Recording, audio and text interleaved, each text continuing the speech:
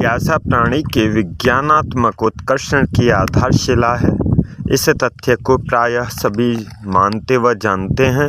यह भी जानते हैं कि निसर्गतः जिज्ञासु प्राणी अपनी चारों ओर घटित होने वाली घटनाओं के प्रति भी सर्वदा संवेदनशील रहने की आदि रहे हैं, और इस आधार पर यह सोचना अनुचित नहीं है कि आदिकाल से ही मनुष्य खगोलीय घटनाओं के प्रति भी स्वभावतः आकृष्ट होता रहा है।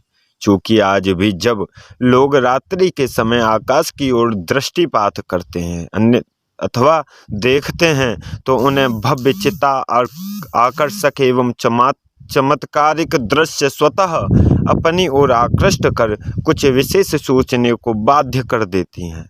निश्चय ही वे आकाशीय चमत्कारिक दृश्य लोगों के आह्लादित एवं आनंदित करने वाली तो होती ही है, परंतु आश्चर्योत्पादक व डरावने अनुभव भी प्रदान करती है।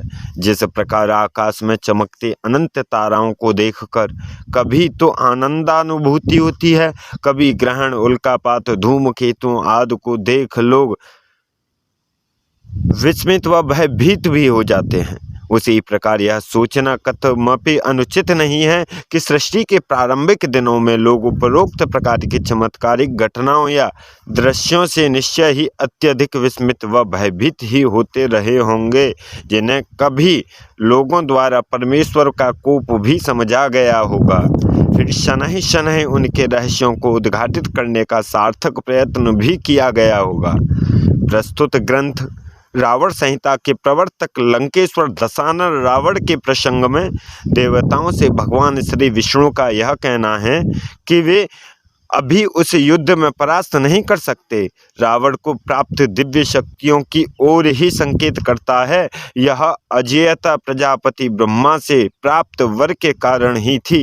इसे प्राप्त करने के लिए रावण ने घोर तपस्या की थी, परंतु प्राकृतिक कुछ विलक्षणता का परिणाम ही सही मनुष्यों और वानरों की उपेक्षा का फल पराजय के रूप में उसके सामने आया। लेकिन यह क्या कम महत्वपूर्ण है कि लंकेश को पराजित करने के लिए निराकार को साकार रूप लेना पड़ा। उनके युद्ध की चर्चा करते समय किसी ने सच ही कहा है कि वैसा कोई युद्ध न कभी हुआ और न कभी होगा। रावण ने अपने अभियान को पूरा करने के लिए शस्त्र और शास्त्र दोनों साधनों को अपनाया। वह तंत्र शास्त्र में परम ज्ञाता था। उसने औषध ज्ञान को स्वयं जांचा परखा और फिर प्रयोग किया था। वह एक अच्छा देवज्ञ भी था। इस ग्रंथ में उसकी इन्हीं विविध रूपों पर प्राप्त सामग्रियों की सहायता से प्रकाश डाला गया है। कुछ विद्वानों की मान्यता है कि रावण संहिता नाम का कोई भी ग्रंथ मूल रूप में उपलब्ध नहीं है। किसी अंश में सही हो सकता है, परंतु संपूर्णता से अलभ्य भी नहीं कहा जा सकता है। पौराणिक और ज्योतिषीय गणना के आधार पर रावण की मृत्यु को लगभग 9 लाख वर्ष हो चुके हैं, और इतने लंबे समय तक किसी ग्रंथ का मूल रूप में रह पाना यथासंभव ही नहीं है। अर्थात समय समय पर इसमें काफ़ी कुछ जुड़ा हुआ कुछ ऐसा प्रयास किया गया है कि इसमें कुछ इस प्रकार की जानकारी और उपयोगी सामग्री जोड़ी जाए जिससे इस ग्रंथ की मूल विषय सामग्री की जटिलता को कम कर सके तथा उसे अधिक महत्वशाली और उपयोगी भी बनाने में सहायक हो सके।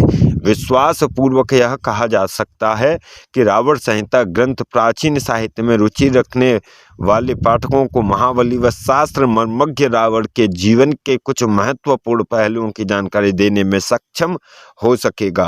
अंत में यह ग्रंथ प्रलेखन आदि व प्रूफादि शोधन के समय जिन महानुभावों का मुझे सहयोग प्राप्त हुआ और जिनके ग्रंथ या पांडुलिपियों से सहयोग प्राप्त हुआ, उन लोगों का हृदय से आभार व्यक्त करना मैं अपने पुनीत कर्तव्य समझता हूँ। विशेषकर प्रकाशक महोदय जी की मुक्त कंठ से प्रशंसा करते हुए उनकी चिरायु की कामना करता हूँ, जिनके सत प्रयास से ही यह ग्रंथ आप विज्ञजनों की सेवा में प्रस्तुत हो सका है। वैसे मैंने ग्रंथ के प्रूफादि शोषण करने में निश्चय ही प्रमाद रहित प्रयास किया है। फिर भी यदि कहीं भी अशुद्धि रह गई हो तो गलती से स्वभाव मानकर विद्वान पाठकों से सुधार कर पढ़ें और सूचित करें, या कोई भी कमेंट करके आप बता सकते हैं, तो आपकी बहुत बड़ी कृपा होगी।